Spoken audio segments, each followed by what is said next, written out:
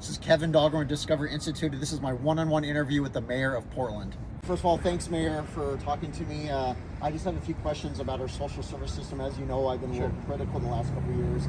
My question to you is, what outcomes do you require when you give public funds to these homeless nonprofits to show measurable results?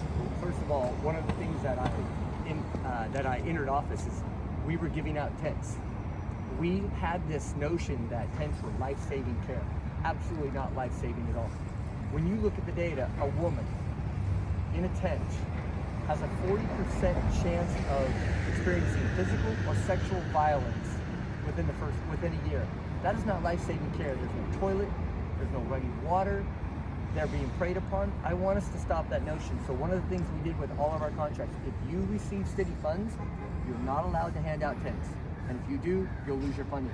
Because we can't foster the behavior we're trying to end. We're trying to bring people in from the street into life-saving care, into providing them a roof, and then that next step in whatever their journey may be. It might be a ticket home, it might be a trip to detox, whatever the case may be. So that's what we've done really day one, is just start to recognize human decency is our priority, and we're not gonna, and there's nothing second to that. Kevin, the county gave out 6,400 tents in 2024 and 23,000 tons.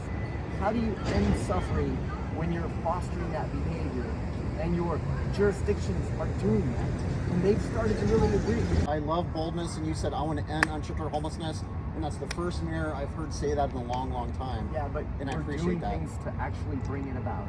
And the council voted for the budget, and we've opened up, I think, 10 shelters in the last 6 months. It's really working well. And is there consequences if these nonprofits don't meet that criteria and show they're actually getting people off the streets? You know, I haven't seen any issues where they aren't partnering with us fully. Kevin, what we're doing, they want. I've seen a partnership, a clarity, an appreciation for what we're doing. I haven't seen any headwinds from those partners. They've been fantastic. They're doing Herculean work right now. So I don't think we need to look at the penalty or punitive, because they've stepped up. There are two predominant views of the root cause of homelessness. It is affordable housing or addiction. Which one do you think it is? It's all of the above.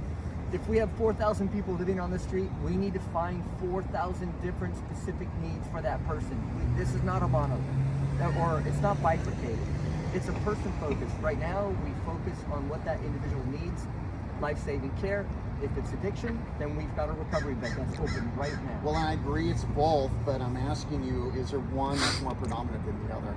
Affordable housing or addiction? I don't think that that's my role. My role is public safety. My role is making sure that the city is running well. The county handles the health side of it. That shop is theirs. My job isn't to choose sides. My job is just to care for the individuals on the street right now and make sure that they have a path forward. But I can tell you, there's a floor in the city now, and the floor means nobody falls to have to live on the street. Does that make sense? It is, and I appreciate you treating us like the crisis, because it is, as you said, just we are 2 blocks away from, I say, the deadliest block in Portland, because I've witnessed more overdose deaths there than anywhere else in my last 30 years of doing this. And that has to stop. And just last question, do you have any advice for the new mayor of Seattle, Katie Wilson, that she just, was sworn in, and you've been doing this 1 year longer than her? Do you have any advice for her? Well, she's got a strategy. She wants to add 4,000 new shelter beds and/or safe rest villages and such in the next 4 years. I wish her well. It's very difficult.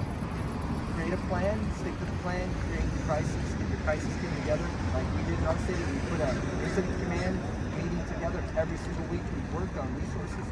I'll meet her next week, and I wish her well. She's got the right idea with 4,000 shelter beds to move and move fast. Thank you, man. Thanks.